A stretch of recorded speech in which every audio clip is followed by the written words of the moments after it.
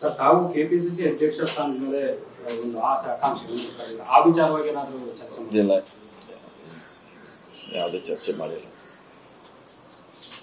ಈಗ ಡಿ.ಕೆ ಅವರು 2028ಕ್ಕೆ ಸಿಎಂ ಆಗಲಿ ಅಂತ ಹೇಳಿ ಜಮೀರ್ ಅವರು ಹೇಳಿದ್ರು.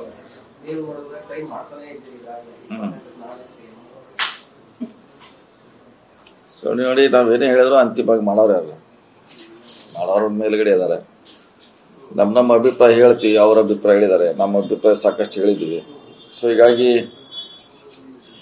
ಇನ್ನೂ ಅಂತಿಮವಾಗಿ ನಮ್ಮ ವರಿಷ್ಠರಿದ್ದಾರೆ, ಅವ್ರು ನಿರ್ಧಾರ ಮಾಡ್ತಾರೆ.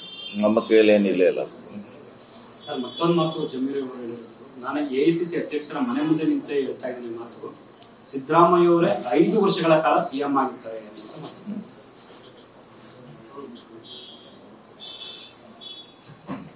ಈಗ ಅವ್ರು ಹೇಳಿದ್ರೆ ಆಯ್ತಲ್ಲ, ಮತ್ತೆ ನಾವೇನು ಹೇಳದೈತಿ? ಇದು ಎಲ್ಲರೂ ಈಗಾಗಲೇ 20 ಸಲ ಹೇಳ್ಯಾರ, ನಾವು ಹೇಳಿವ, ಅವರು ಹೇಳ್ಯಾರ, ಎಲ್ಲರೂ ಹೇಳ್ಯಾರ. ಮೊನ್ನೆ 2-3 ದಿವಸ ಹಿಂದೆ ಹೇಳಿದ್ದೀನಿ.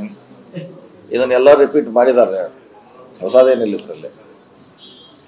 ಆಲ್ರೆಡಿ ಎಲ್ಲರೂ ರಿಪೀಟ್ ಮಾಡಿದ್ದಾರೆ. ಇದ್ರು ಬಿಹಾರ ಚುನಾವಣೆ ನಂತರ ಅದು ಸ್ವಲ್ಪ ಜಾಸ್ತಿ ಆಗ್ತಿದೆಯಲ್ಲ, ಗೊತ್ತಿಲ್ಲ ಅದ್ರ ಬಗ್ಗೆ. ಈಗಾಗಲೇ ಇದ್ರ ಬಗ್ಗೆ ಇಂಥ ಸ್ಟೇಟ್ಮೆಂಟ್ ಮುಂಚೆನೂ ಕೊಟ್ಟಿದ್ದಾರೆ, ಇದೇನು ಹೊಸದೇನಲ್ಲ, ಮುಂಚೆನೂ ಕೂಡ ಬಂದಿದೆ. ಸೊ ಅವರವ್ರ ಅಭಿಪ್ರಾಯ ಹೇಳ್ತಾರೆ, ಹೇಳಲಿಕ್ಕೆ ಅವ್ರಿಗೆ ಅಧಿಕಾರ ಇದೆ ಅಷ್ಟೇ. ಅಲ್ಲ, ಅದೇ ಡಿಸಿಎಂ ಅವರು ಹೇಳಿದ್ದಾರೆ ಸರ್, ಸಂತೋಷ್ ಅವರು ಹೇಳಿರೋದ್ರಲ್ಲಿ ಸಿದ್ದರಾಮಯ್ಯ ಅವರು ಸಿಎಂ ಆಗಿದ್ರೆ ನಾವು ಈಗಲೂ ಜೊತೆ ಇರ್ತೀವಿ, ಮುಂದಿನ ಜೊತೆ ಇರ್ತೀವಿ, ಒಂದಾಗಿರ್ತೀವಿ. ಅವರು ಅದನ್ನು 3-4 ಸರಿ ರಿಪೀಟ್ ಮಾಡಿದ್ದಾರೆ. ಈಗ 6 ತಿಂಗಳಲ್ಲಿ 3-4 ಸರಿ ಅವರು ಹೇಳಿದ್ದಾರೆ, ರಿಪೀಟ್ ಆಗಿದೆ. ಅದು ನಾವು ಹೇಳಿದ್ವಿ, ಅದೇನ ಹೇಳಿದ್ವಿ.